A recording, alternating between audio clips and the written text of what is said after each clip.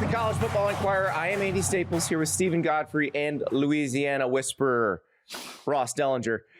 Ross, you are uniquely qualified to talk about the thing that happened on Wednesday, which was very uniquely Louisiana, very uniquely college football. I just set it up. The governor of Louisiana, Jeff Landry, was giving a press conference about food stamps, and someone asked him about LSU football. I'm going to let you take that from here. He went crazy. Yeah, it wasn't really a news conference that's supposed to be about sports, but given what happened on Sunday with the firing of Brian Kelly and the meeting at the Louisiana governor's mansion, sports was asked about, and Jeff Landry, the governor of Louisiana, took that opportunity and ran with it in a way where, even in that state, I've never quite seen anything like that, and certainly not anything like that across college athletics. He basically, to sum it up, he sort of eviscerated LSU's sitting athletic director, who is still employed, and over the contract of Brian Kelly and how big of the buyout was. And he suggested that Scott Woodward certainly will not make the next hire of a football coach. And he also seemed to hint that, he's not in agreement with paying the full buyout, which we know is kind of sort of in an unresolved state. So it was pretty fascinating. He just kind of took the blowtorch to it all. We are not going down a failed path. And I wanted to tell you something. This is a pattern. The guy that's here now that wrote that contract cost Texas A&M $70-something million. Right now, we got a $53 million liability. We are not doing that again. And you know what? I believe that we're going to find a great coach. I mean, maybe we'll let President Trump pick it. He loves winners. I'm not going to be picking the next coach. But I can promise you, we're going to pick a coach, and we're going to make sure that that coach is successful, and we're going to make sure that he's compensated properly, and we're going to put metrics on it, because I'm tired of rewarding failure in this country and then leaving the taxpayers on the foot, to foot the bill. I can tell you right now, Scott Woodward is not selecting the next coach. Hell, I'll let Donald Trump select it before I let him do it. The Board of Supervisors is going to come up with a committee, and they're going to go find us a coach. Let's talk about Scott Woodward for a second, because there's a lot of we can laugh about this through the whole segment, but if you can accept the absurdity of this, and then, like, if you were writing a movie script and the governor of the state starts going on at a press conference about a college football team, you would throw that out. That would be hyperbolic, right? Silly, bad no one fiction. would believe that. Unless you go to Louisiana, which isn't really the United States. Scott Woodward was effectively fired at this press conference. I know he wasn't actually fired. Obviously, he is still, as we record this, the athletic director of LSU. But I kind of want to pose this back to you guys, because this was asked of me last night. What do you do if you're Woodward from here on out? Are you just this sort of feckless lame duck? Because at a program or an athletic department like LSU, the program football is the dominant brand. We've talked a little bit about how, look, women's basketball has had a lot of success there. They are a college baseball school, maybe one of like 10 in the country where college baseball is a They're the significant college baseball school. Mm-hmm. Mm-hmm. I think Ross's alma mater is going to get very upset. Mississippi State is they care deeply, but LSU cares the most about college football.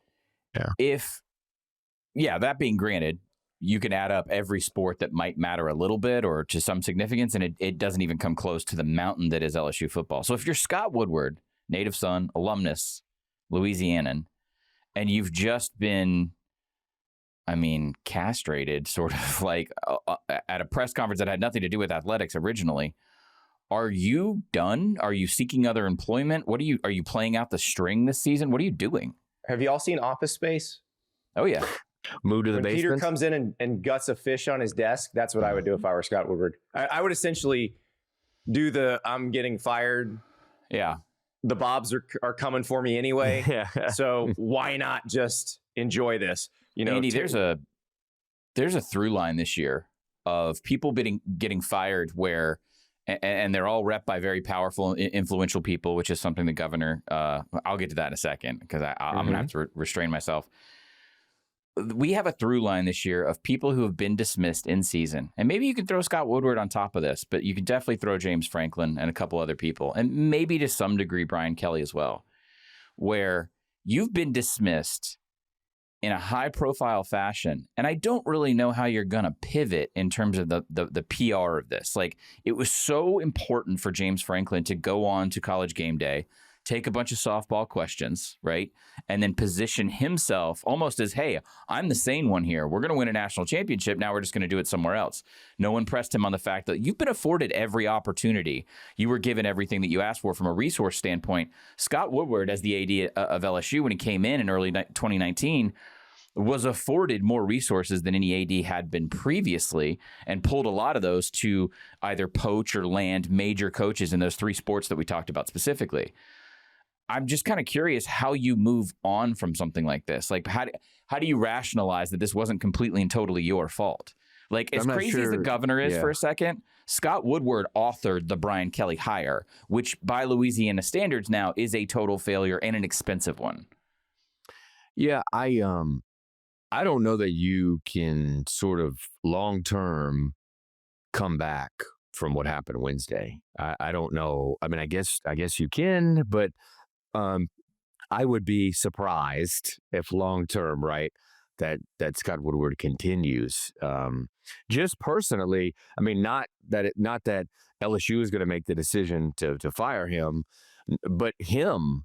Right? How could you continue to operate in a place where the state's top elected official not just sort of publicly like eviscerated you, but also basically took away publicly your authority and power on the biggest decision in not just LSU, but in the state, right? I mean, I think most people would say in Louisiana, the state's top, like most popular or prominent individual is the LSU football coach. Yeah. And you just had your authority publicly stripped. You've been like verbally flogged by the governor and ripped from you the authority to make that hire. I don't know how you continue onward. And one thing about Woodward, he's not sort of the normal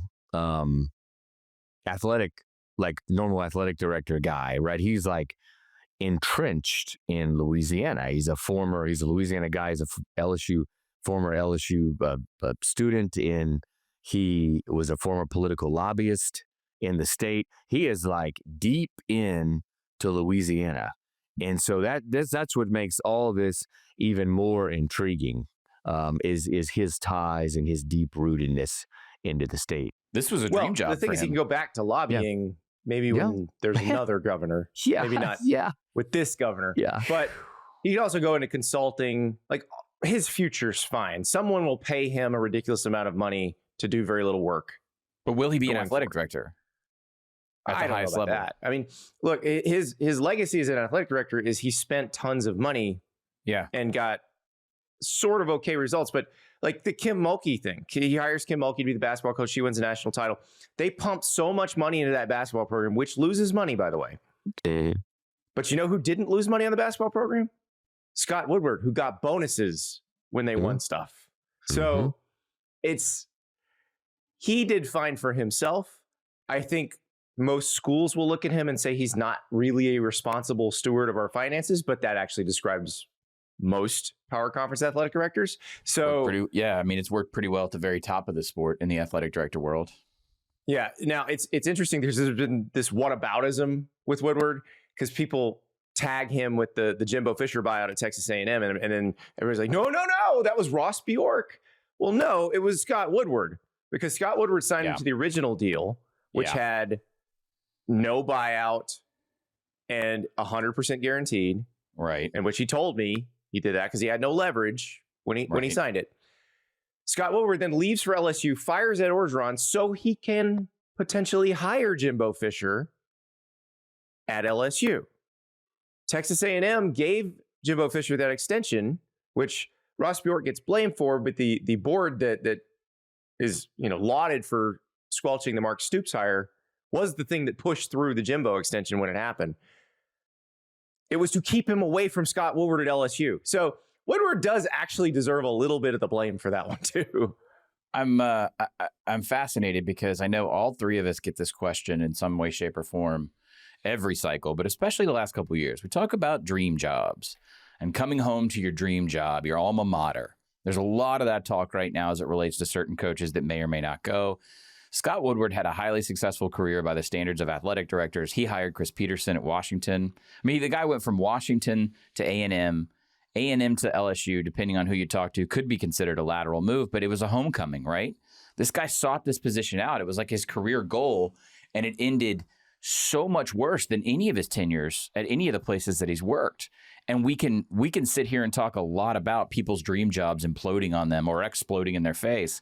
That seems to be a consistent theme in this industry the last couple of years, that you really should be careful what you deem to be a dream job, because chances are that affection that you're paying the dream job is masking some seriously systemic problems. And Andy, you guys ranked LSU. We were asked to rank the open jobs, and I put Florida. Can I re-rank that, Godfrey? I put Florida in.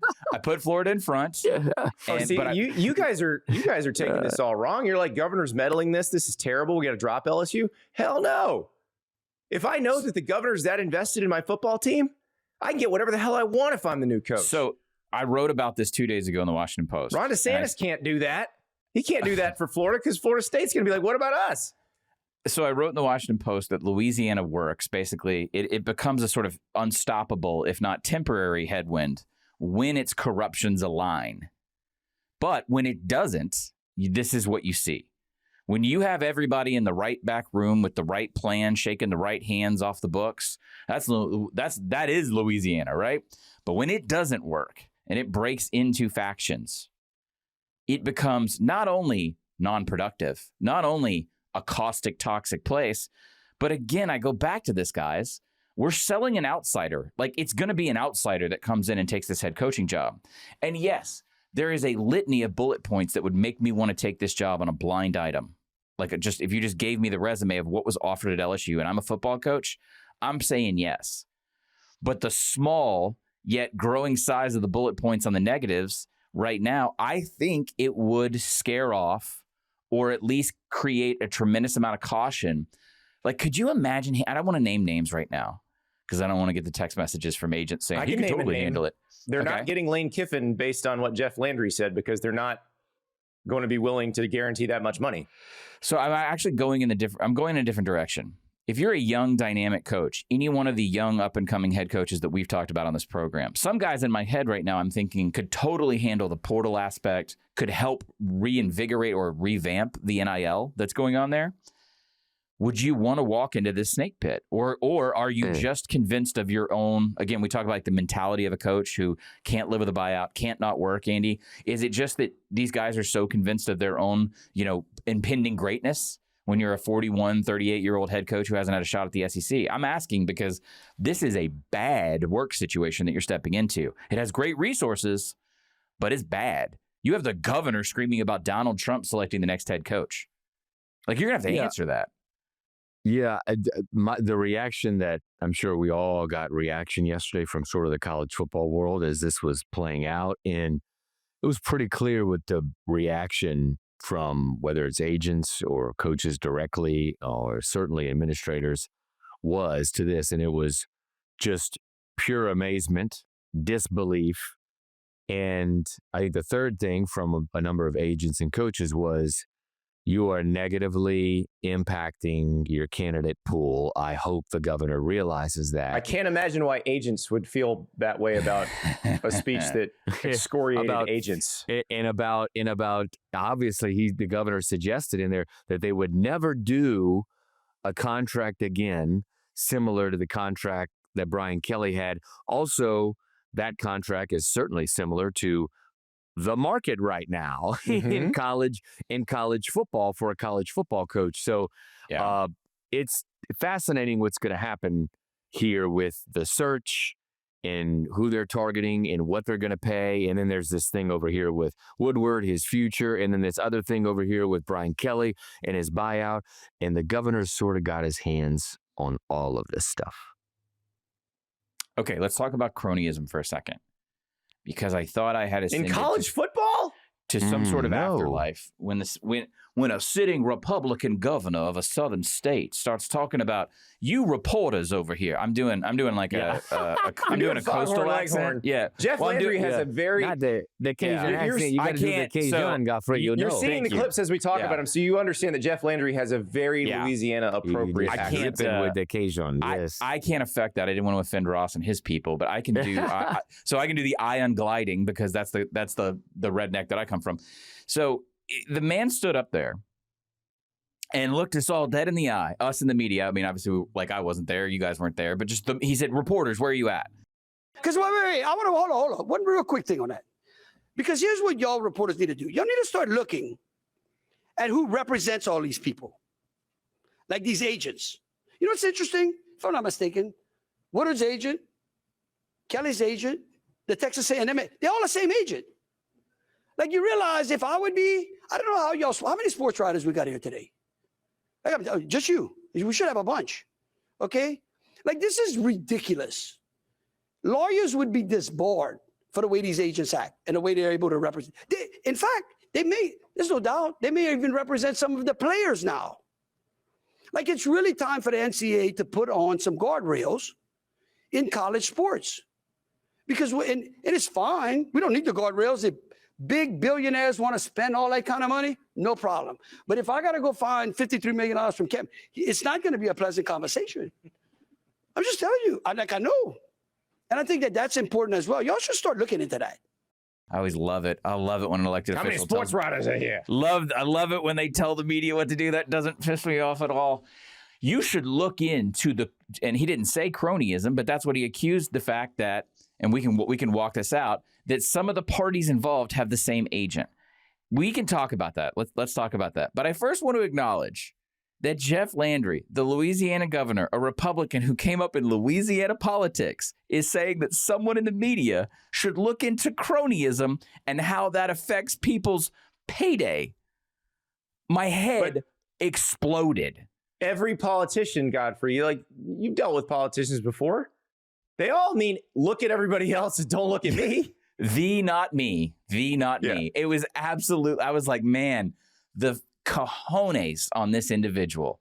And with the accent and the chirping and the fact that he's like clearly he's lost the plot. By the way, I don't know who the two guys over his shoulder were. I don't know if that was like the lieutenant governor or whatever. There's one guy who's just there's a gray-haired guy kind of in the background he's like this the whole time. He's just got his eyes like he's having a bad day. He does not want to be framed in the sign language shot. interpreter. Yeah, amicable job, by the way. Getting it done. Yeah, getting it done. All right, let's talk about the 'cause he talked cronyism. fast. Let's talk about the dirty secret that, yes, everyone in sports and entertainment, by the way, and media, are repped by a small collection of agencies. Like I'll disclose here, I've used an agency that reps a ton of coaches to negotiate a deal for myself before. Does that mean I then call up the agency and they just hand me information about the coaches? Not 100% no, but not 100% yes. And welcome to the depends sausage on how good a factory. client you are. Yeah. That's right. And I'm going to tell you something, boys. Full disclosure, I ain't bringing into that agency what those coaches are. Yeah. Okay? Yeah. My phone call doesn't get returned quite as quick.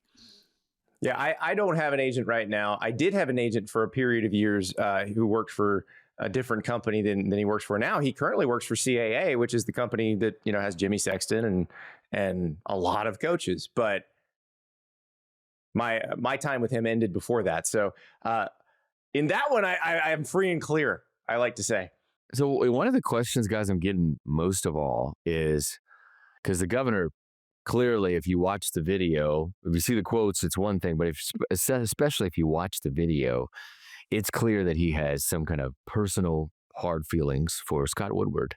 And the question that continues to come up is, well, why? Is it just because of this contract?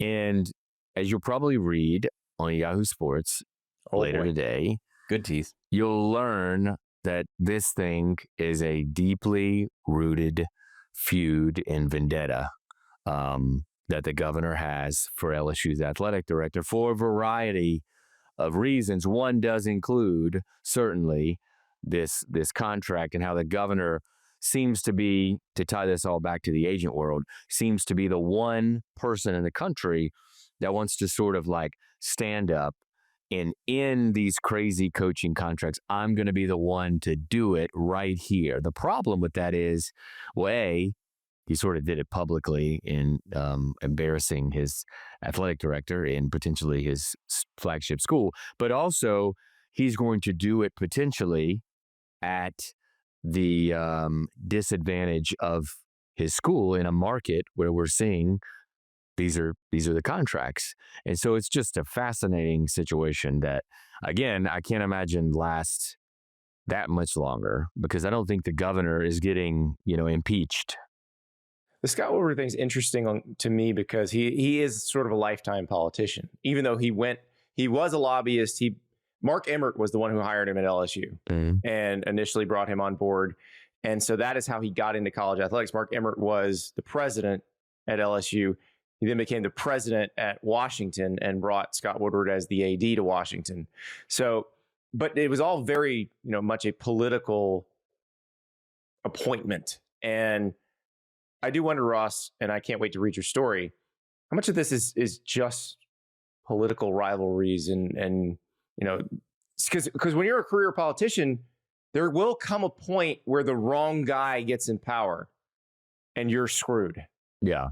I think it's a lot of, I think that's, so if we break it down, right, the buyout and the spending and the contract is certainly an issue. I think political beliefs, ideologies, and who your friends are. Here we go. Political friends are also at the center of this. Are we just talking about Are we just talking about the conflict across the aisle here, or am I oversimplifying? Yeah. No, Okay. I think there's a little bit. There's definitely some of that. A lot of that. Yeah.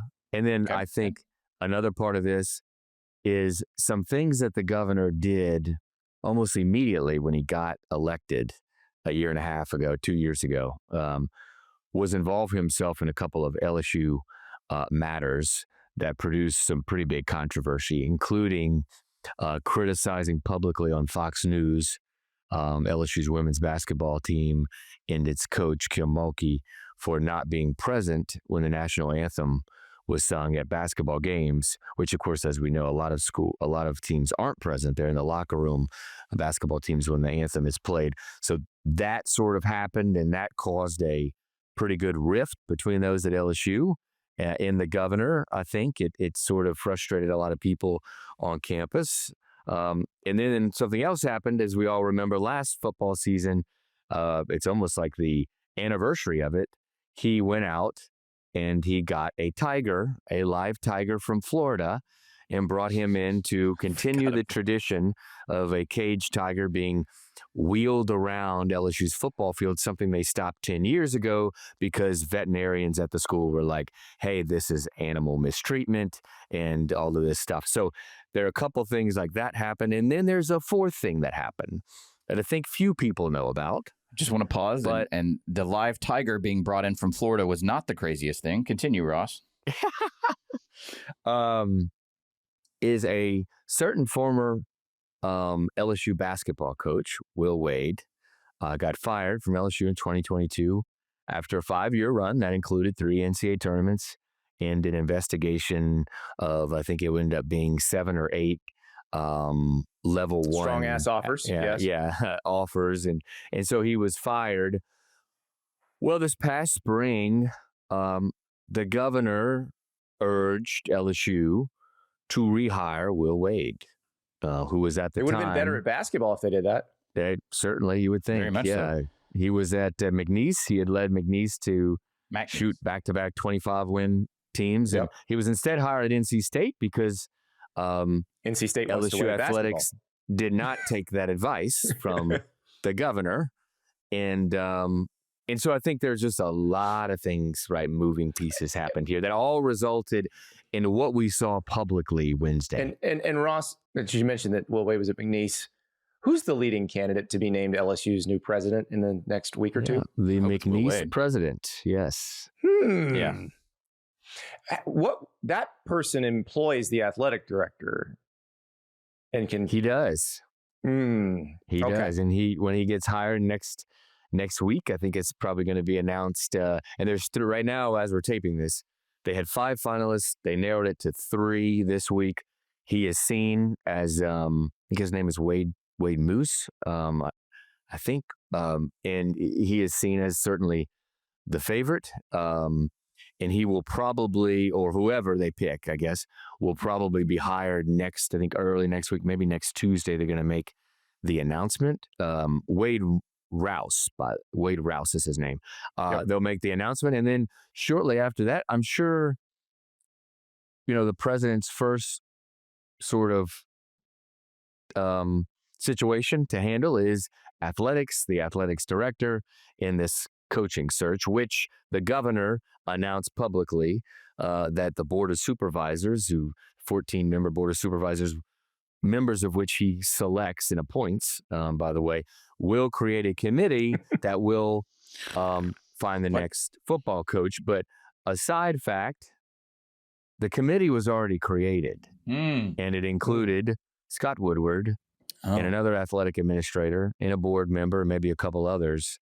The governor maybe didn't know this, but that committee may have some changes now that publicly we've heard from the governor on it. Ross, So, since the governor all very has, wild. Since the governor has rerouted all of this power in a very public way to essentially his remit, and I'm not saying this power structure doesn't exist other places, but it's usually a little quieter because there's a little bit more tact involved. But since this governor in Louisiana has decided to put it all on Front Street, I have 2 questions. One, what is the possibility that he finds and falls in love with some candidate that might, how might I say, not be a good candidate, but maybe check some of his personal boxes and he jams that in? And 2, my follow-up question is, if he does put his public signature on this hire, which it feels like he really wants to, does that not also, from an electoral standpoint, tie him to the fortunes of LSU football as an elected official? Because the fine folks of Louisiana, who feed me every holiday, are going to be equally as pissed off as they are behind him right now if LSU were to sink, right? Because it is, as we as just mere sports writers talk about, it is a premier job. So if they screw this up, it's so hard not to swear in this segment. If they screw this up, wouldn't that also be on the governor's hands too? Yes. Okay. This is a very good point made to me by plenty of people yesterday that work at LSU. Is if the football program implodes because we don't go out and get a quality coach because our governor did what he did or won't approve the big contract, then the future of the football program lay at the foot of the governor and his potential reelection bid in 2 years. And I don't know if he realizes that, but that's definitely the case. Well, is it also possible that he, as a politician, who politicians tend to just say things that they feel will benefit them in the moment, said that in the moment, and then when they actually hire the coach, they're going to guarantee just as much money, and he's going to be like, looks good to me. Well, that's a great point, Andy, because they're going to have to if they're going to make a competitive hire. Right. Or do they say, you know what, in this age of college football, maybe the governor's right and we don't have to spend all this crazy money. We can just spend it on the roster and resources, and we'll just go down the street maybe and hire a fairly qualified coach that works in the group of 5 level and maybe not have to pay him $12 million a year. The politics of Louisiana would allow them to hire the Tulane coach, but assuming that's been a firewall this entire cycle. I don't know. I don't want to turn over everybody's cards, but like when we all started getting calls about LSU being a possibility, there was a firewall up because of the perception of you don't hire from in-state. This was a thing with Napier because LSU and Florida were open together again last time. Which was right. They were right about that. Didn't even interview Billy Napier. It seems like that's a pretty good decision in hindsight. Maybe figure out how to put however many men on the field on a kickoff. But this time, I wonder if they would go to here's some Louisiana slang for you. If they would sully themselves by hiring the head coach of the Greenies. Do you think they would do that, Ross? I thought you were going to say Chapatulas, so that's good. Isn't it weird how much that sounds like profanity, but it's not. If they have financial restraints, but here's the thing, like if they have John Summerall is going to be expensive too, by the way. Exactly. That's what I was about to say. They're not saving money here. Yeah, it won't sure, your top candidates are going to be 10 plus million, but John Summerall is not going to be that much more affordable than that, right? Because you got to outbid Auburn. Is it really worth it? Yeah. Yeah. You got to outbid Auburn, potentially Kentucky. Potentially Ole Miss. Florida State. There's a lot of... It's not going to happen, Bob. Yeah. Gentlemen, well, anyway, I'm sure it's going to end well and be totally organized in Louisiana. Yes. We got to get to the field, gentlemen. Before we do, I do want to remind everybody, if you would like to watch us live in living color, see what we look like when we're attempting Cajun accents, turn on your smart TV. Look at the home screen. There will be an icon that says Yahoo Sports Network. Click that. You'll be able to watch the College Football Enquirer. Also, anytime, day, night, you name it, wherever you are, tablet, phone, any device, go to yahoosports.tv, and you can watch all of the shows from the Yahoo Sports Network, including the College Football Enquirer. We will be right back. We got to talk about games on the field because we have playoff elimination games. Playoffs! We'll talk about it when we come back. Welcome back to the College Football Enquirer. It is time to talk about actual football. Gubernatorial politics will be set aside for at least another day because, well, I don't know. The Tennessee-Oklahoma game, playoff elimination game, dark mode day in Knoxville, dark mode night in Knoxville, black uniforms, all that good stuff. 6-2. Winner is still alive in the playoff hunt. Loser is not. Loser is incredibly disappointed because the season began with playoff expectations. What do we think happens here, guys? Hey, shout out real quick to that Tennessee's marketing department and do they call it? It's not blackout. They have a name for it. Dark mode, right? Dark mode. Yeah. So they're going to go in the all blacks. That hype clip was a better use of Tron than the last Tron film was. They did a fantastic job with that. Around these parts, as I do local radio from time to time, and shout out to my friends, Will and Ramon, there's a steadiness, gentlemen, about the University of Tennessee, its athletic programs, and its football team. And while I feel like they're favored in this game, the notable thing here is that I think from the program on all the way down to the rank and file fan, Tennessee has, for the first time in 20 years, a kind of quiet confidence about itself, especially when you consider where they started this season, the quarterback intrigue, breaking in Joey Aguilar on the fly. And it kind of feels like I don't have them in the playoff. Andy, you do the bracket every week. I don't think you think they're going to make the playoff. Right. But think about, they're going to win this game. Feel like they're going to drop one more. We can have the Vanderbilt conversation later. This has been a really good season for Tennessee football. Like all things considered contextually. When you think about where we were looking at when Nico Iamaleava left for UCLA at the end of spring practice. Yeah. Because we thought they were taking a step back roster-wise from the team that made the playoff last year. So I'd say, yes, good coaching job by Josh Heupel. Yes, exceeding expectations. Not sure if they're going to make the playoff, but if they win this game, it does. Well, they still have to win in Gainesville for the first time since 2003, but I think that's possible. It might set up the greatest Tennessee-Vanderbilt game in the history of that series. But this is... That'd be their best win, by the way. That'd probably be their best win. Because that's the thing about Tennessee. You look at their schedule. They blew the Georgia game, and the way their schedule just sets up, they don't have a good win right now. They don't have I don't think they have a top 25 win right now. They got a lot of the bottom of the SEC. Even though Mississippi State is very improved, they're at the bottom of the SEC. So is Arkansas and Kentucky. So they got all these teams, and they blew the Georgia game, and they obviously got boat raced by Alabama. So they don't have a good win. So the Vanderbilt game, they're going to have to win. They certainly have to win out, right? But we are assuming a win here, which if they do win, it's cataclysmic in Oklahoma. Because so I wondered, they're looking at the rest of the schedule going, uh-oh. Yeah. You talked, so we were talking offline before this, and we talked about, this is a playoff elimination game, and I thought it is for Tennessee, and you pushed back and said, it is for Oklahoma too. What I'm assuming is that the Oklahoma team that was really gifted a close margin against Ole Miss last week in a lot of ways, that has really struggled since Mateer has come back. Maybe we could ask questions about his overall health or what's going on there.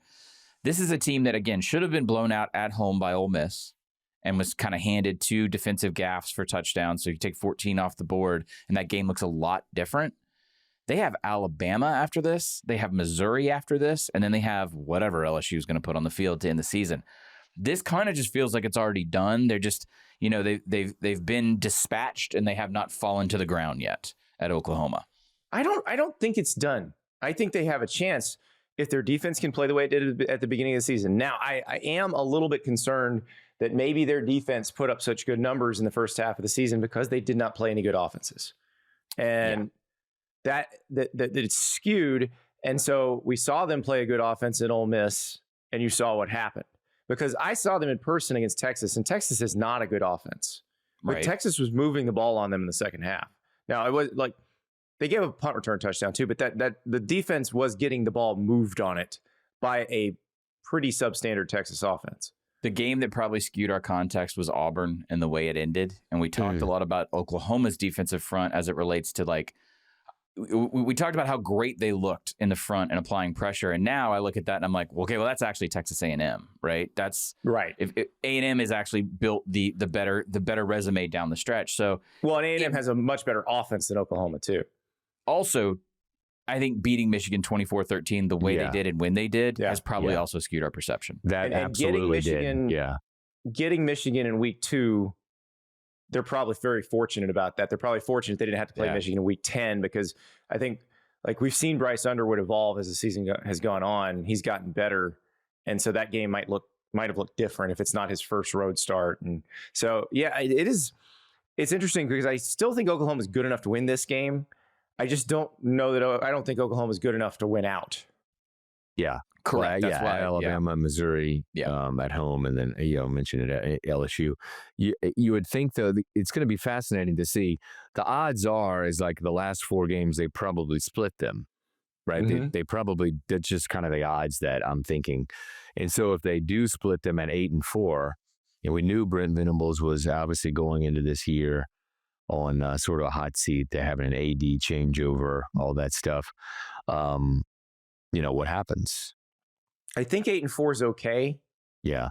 I think 7-5 is not okay. I think that's 7-5. I'm worried. 6-6, probably not. Yeah. Definitely 6 not and 6 okay. is they're probably getting in this market if they're 6-6, and it's already a crazy market. Could you imagine? Auburn, Florida State joining joining Florida, LSU, Penn State, and then throwing Oklahoma into that mix. This is why I think sometimes we got to step back and not just put all of the context around the playoff, because I think that these 2 teams playing each other this weekend are good for another loss each, at least, which would effectively knock them out of the playoff. However, when we then take out a broader view of things, Tennessee has some killers coming. And that's what I hear about locally. We survived the Nico drama. This program's never been more stable. We've never had a more stable head coach and athletic department. I mean, there's a look. You can talk about LSU last segment. Tennessee was a mess for 15 years. It was that LSU nonsense. Right. That's all behind them. People think the baseball coach, Tony Vitello, leaving for the Giants means something. He got a freaking MLB managerial job. So that's never – I was in a press box when that happened.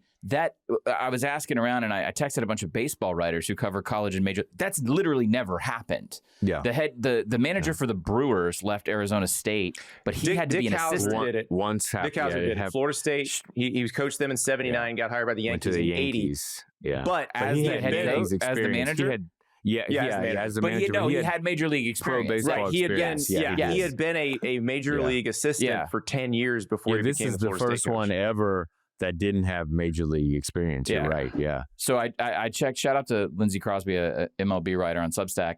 There's never been Tony Vitello has no experience in a major league dugout. That hasn't honestly. Toss that out. So where I was going is... I just love that there are people thinking that there's some sort of destabilization in the Tennessee athletic department because the baseball coach got an MLB job. That's because you're hearing footsteps from 2017.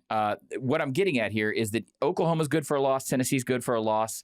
The one that I would kind of maybe volley back to you, Andy, is that I know Tennessee is in a better place and they're set up really well for next season. Oklahoma I think we'll finish this year in a better place as a football product than it did last season. I'm just curious though where the sort of the vibe is at, the energy with their collective. They would like to see some change. The fan base would like to see some changes. They'd like to see some staff changes. And I think the longtime offensive line coach, Bill Bedenbaugh, I think is taking a lot of blame right now. I do think, probably the way Mateer's played over the last few weeks, you don't really have to worry about him leaving for the NFL. Ben Arbuckle is their offensive coordinator, is a candidate for jobs, and there are so many jobs that he might get one, which would make things interesting because Mateer did come to play for Arbuckle. He followed him from Washington State. So I don't know what happens there. We got to see what happens with the rest of the way, because I do think if they split these games, Brent Venables is fine. Yes, so I agree. Yeah. If he is fine, what does he need to do? They definitely need to do a better job getting receivers out of the portal. It seems like that's the one position, because the other ones they don't. But it feels like that's the one position they keep shopping in the discount bin for, and they need to start shopping. Maybe go to the good mall. Guys, this is a science, and it's a science that hasn't been perfected yet, because Auburn had a really impressive roster of receivers that they built out of scratch, however we're defining it. But they didn't get the quarterback. Right. So this it's tricky. I mean, Darian Mintza, by the way, I go back to Duke. Like, you spend all that money on the quarterback, and then the people. I haven't watched a Duke game in a couple of weeks, but former Harvard receiver Cooper Barkate's catching fire now. They're actually doing all right. So, but if you're going to balance. If you're going to spend $4 million, you got to balance that out, right? Nobody has quite perfected this yet. Yeah, so I'm going to throw another playoff elimination game at you, because both teams have 2 losses. Okay. And it is one of those. We don't think either team's going to make the playoff, but I'm fascinated by this game anyway. USC and Nebraska. Now, we are hearing whispers, and I don't know when it's alleged to happen, but I think if it happens, it may be happening soon, that maybe Matt Rule may be getting a deal done to stay at Nebraska, which I didn't think he was going to go to Penn State anyway, but his name was an obvious one when Penn State fired James Franklin, because he played there. He worked with the AD there when he was at Temple. But Matt Rule, after the Minnesota loss, you're like, okay, probably should stay at Nebraska. So this would be a monumental win for them, because this is one, feels like a terrible matchup for them. The teams that have beaten Nebraska play the way USC plays, and Nebraska can't really stop the run. USC runs the ball pretty well. Nebraska doesn't run the ball well at all. When you run the ball on USC, you have a very good chance of winning. So this would be a big kind of watershed win for them if they can make it happen. It doesn't mean they're going to make the playoff, because they still have to play against Iowa later. They still have to play Penn State, but it would be huge for them. Sounds like you're framing it backwards, though. Like that the loser of this is going to be in a really awkward place. The loser is going to be in a very awkward place. But here's the thing about USC, because people keep asking, is USC going to fire Lincoln Riley? And I'm like, I don't think so. I think he's fine. And I think this is me just thinking USC is better than Nebraska, and that it is in a styles make fights sense. This is a terrible matchup for Nebraska. So I'm feeling like USC has a good chance here. I actually feel like Iowa is the one where USC is the one facing the bad matchup, and that's coming up. So is Lincoln Riley in trouble? I don't think he is, because I think they've said, we know you're not going to make the playoff this year. If you can go 8-4 or 9-3, we're fine with that. And the cavalry's coming because we hired Chad Bowden as the GM, and we're now recruiting the way you're supposed to recruit. Yeah, they spent a lot of money on this high school class coming in. So I would guess that they're banking sort of on this group. But I think despite the $80, $90 million tab, whatever they're a private school, so I don't know that we know the exact number on Lincoln Riley's buyout, but it's in between 8 and 90 million is what most people believe. So I do think, Andy, I think you're right. I think the 8-win mark is something that if he falls below 8-4, I think they start having more conversations about, well, can we afford this sort of thing? But, this game makes me think about all the craziness, we talked about this, I think last week or earlier this week on Sunday, like all the craziness going on with all the firings and how a lot of people point back to the pressure to make the playoff. Like nobody wants to go like 9-3, 8-4 and go to the Gator Bowl anymore. As soon as you lose your third game, you're basically eliminated from the playoff and you're fireable. And this strikes me as one of these games, not that Nebraska is going to fire Matt Rule. And Randy, I think you're on to something there, right? I think by the end of this week, it sounds like we could have some announcement on a finalization of a contract extension with Nebraska and Matt Rule. But this does strike me as, man, one of these fan bases is going to be just like, screw this season after this loss, because you have 3 losses. You probably entered the season hoping at least you would have some kind of shot at getting the playoff. And now it's not even, November and sort of the hopes are dashed. I think it's very interesting if I'm selling this Matt Rule extension that these losses fall when they do. Because I don't know how well that's going to be received. Mm-hmm. It won't be received well, but it's one of those things where if you think he's the guy, but to become Jeff Landry all of a sudden, why are you giving him more money when he's losing? Who are you negotiating against right now? They think they're negotiating against Penn State. And this has been my thing all along. I don't think they are negotiating against Penn State. This is where I'm going. I don't think Penn State's hiring him. If you want to stop the dead money crisis in college coaching, stop negotiating against yourself or the idea and start negotiating against the opponent. This is in all matters. We have seen this trick pulled 1,000 times. There are 1,000 times. Think about how many extensions you've heard of where it was like, well, why? Who are they negotiating against? Or that, South Carolina has done this with its last 2 coaches. Yes. There's a litany of schools. Yeah, there's a lot of examples. We just talked about Brent Venables. Remember when he got his contract extension, was it 2 years ago? And everybody was kind of scratching their head. And the excuse was, well, we're in the SEC now. We had to get him above a certain point in the SEC. And you didn't. Right. There's no reason to do that. There's no reason. But that's how I think agents, athletic administrators, whoever think is like, oh, there's this comp.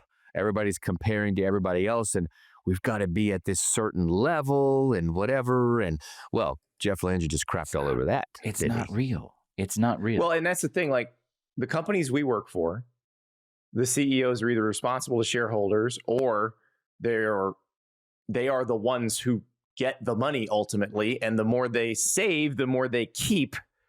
And so they look at it differently than college athletic directors who they get a salary. It is not their money that they are spending. It is someone else's money they are spending.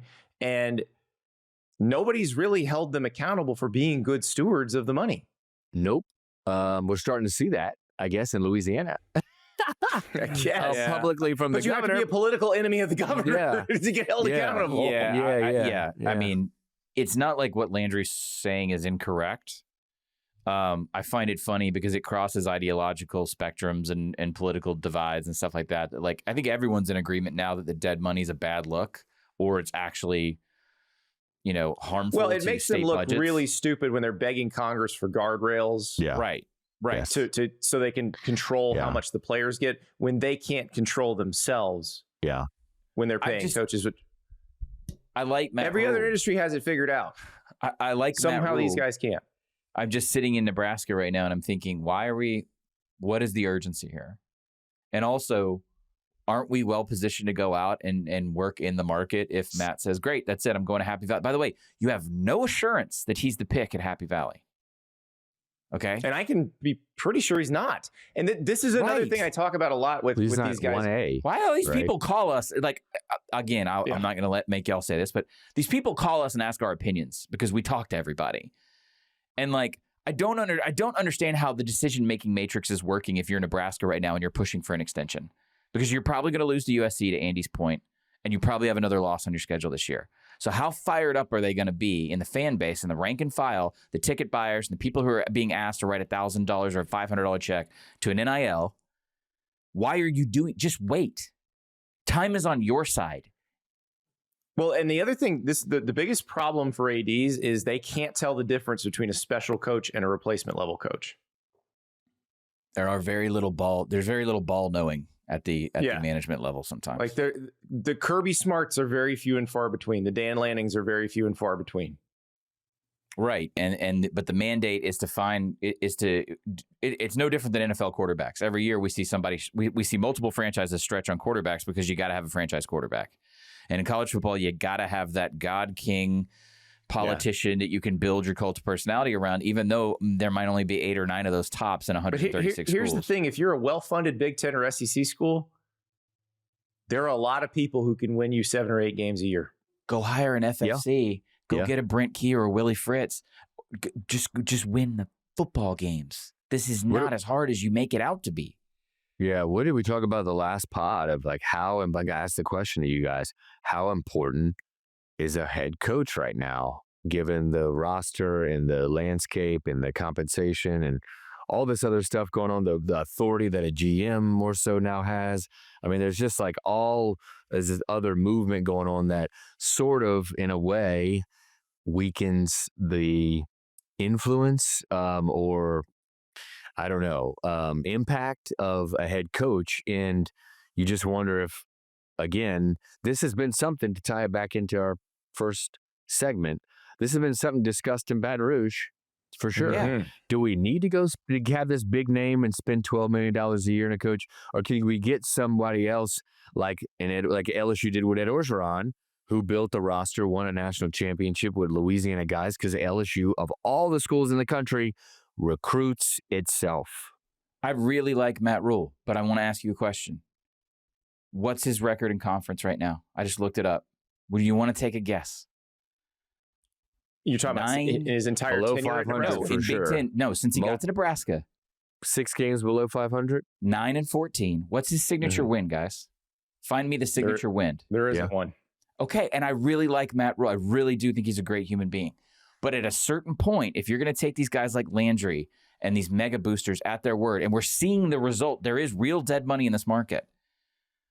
Why are we doing this? Just wait.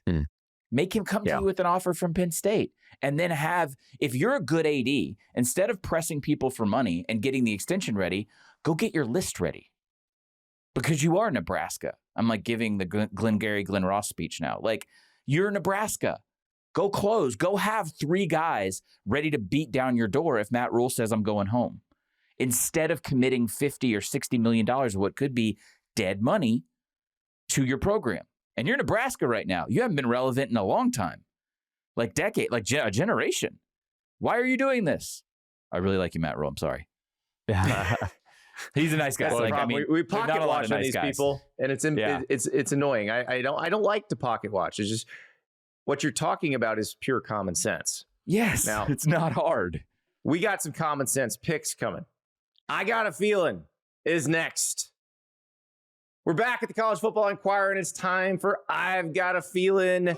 You think football is still fun? I feel great, man. I got a bad feeling about this. Where we pick the games that we have very, very strong feelings about. These strong feelings are often incorrect, but they've been correct more often lately, right? Speak for yourself. I mean, I can't speak for myself. I tied the last one. That's better than a loss, I guess. Ross, where are you at right now? Are we still? Is it still a struggle? What's that? Your record, I'm your like, overall. I'm like 2-6-1, I guess, with my tie. Okay.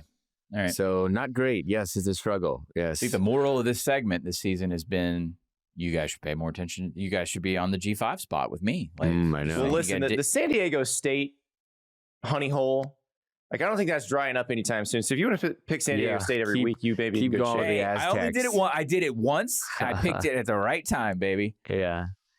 I'll see Keep you going on with the Aztecs. CW. All right, I'm gonna go first here.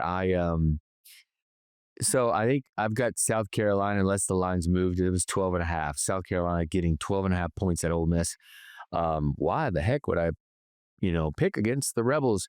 Well, it's a big line, I think, and I just can remember some of the games early in the season that this Ole Miss team played, where there's sort of like sleepwalking games. And also remember what happened last year, late in the season, when Ole Miss was barreling toward a playoff spot, and what happened there. And I have faith in Lenora Sellers in South Carolina to at least keep it within 12.5 points. And there's a few distractions right now going on in Oxford. Now, it didn't impact Lane Kiffin and the boys at Oklahoma, but give me the Gamecocks to keep it tighter than the experts believe.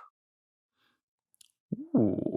I think we saw the last gasp of the Gamecocks against Alabama.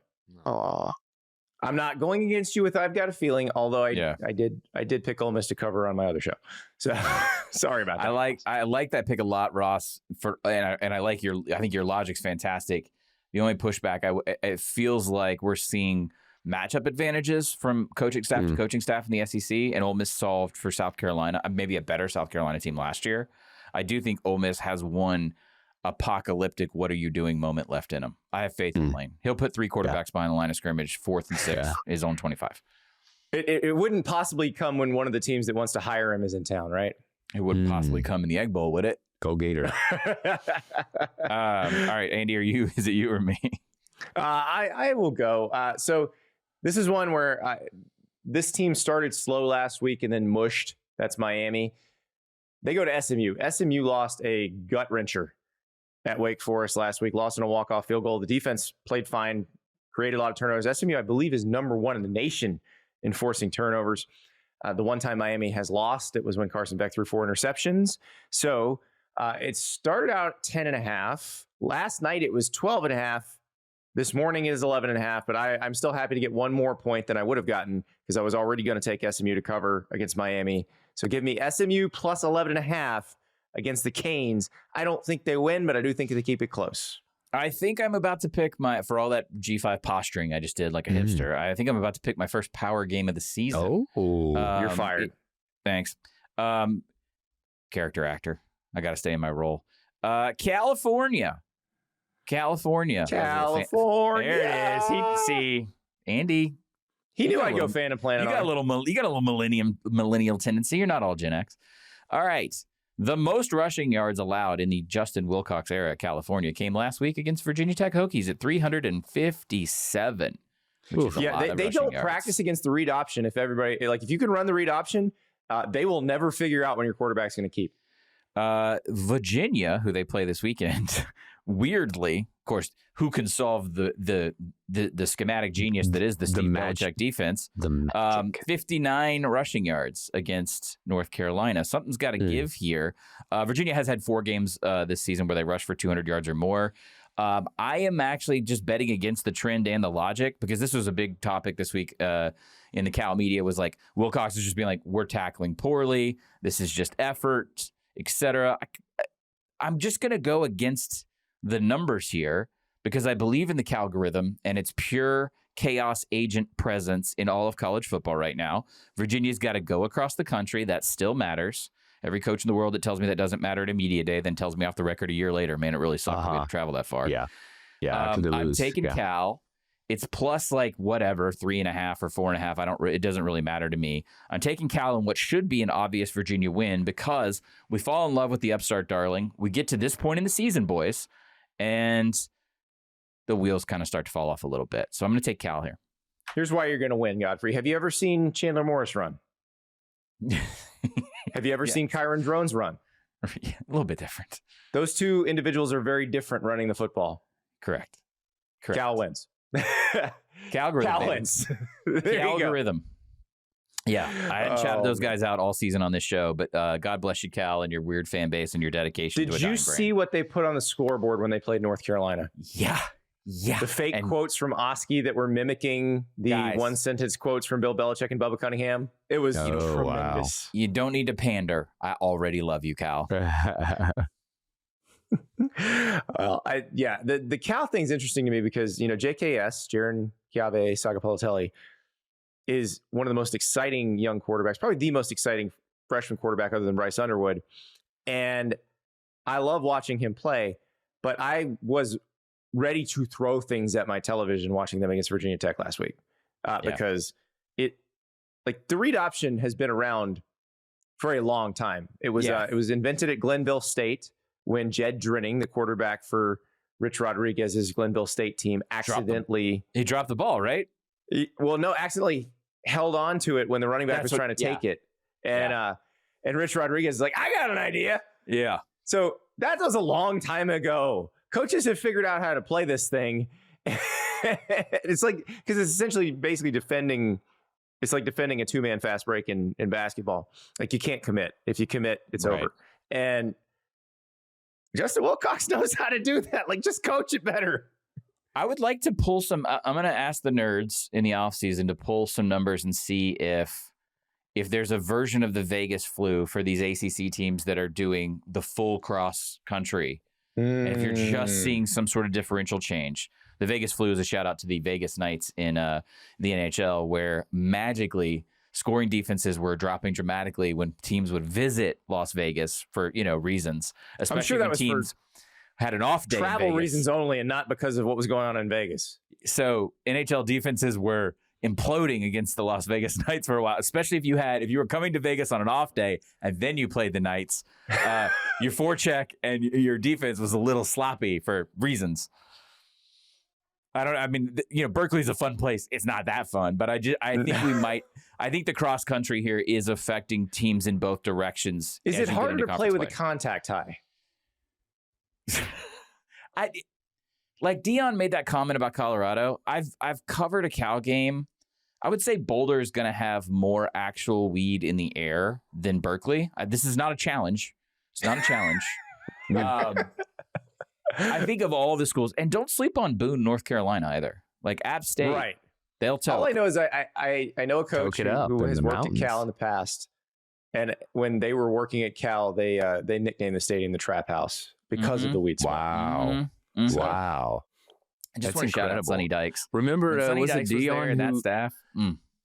Dion was it Dion who said that he had gotten a contact high because he doesn't smoke, or he's never smoked, and so he got a contact high while he was coaching a game. He looked up. He said in the second quarter, he's like, "What is all that?" And just smoke was rising from the student I believe section. Dion, but that would make him probably the only human being in the Florida State-Miami rivalry of the 1980s and 90s who did not partake in the tree.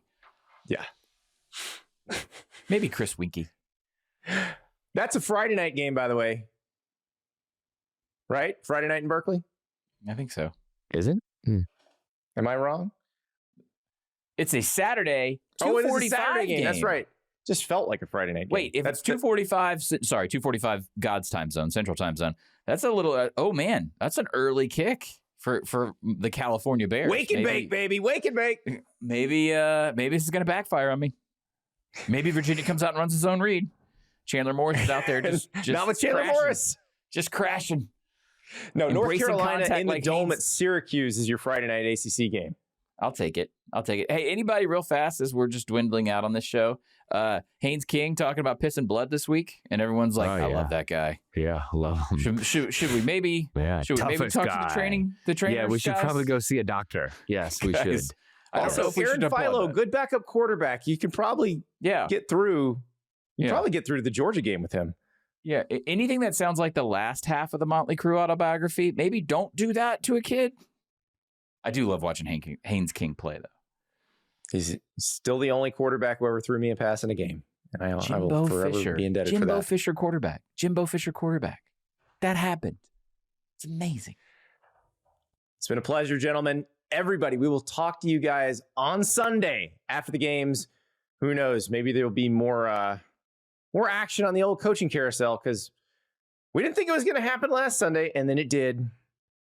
It could happen again this Sunday. Who knows? We'll talk to you then.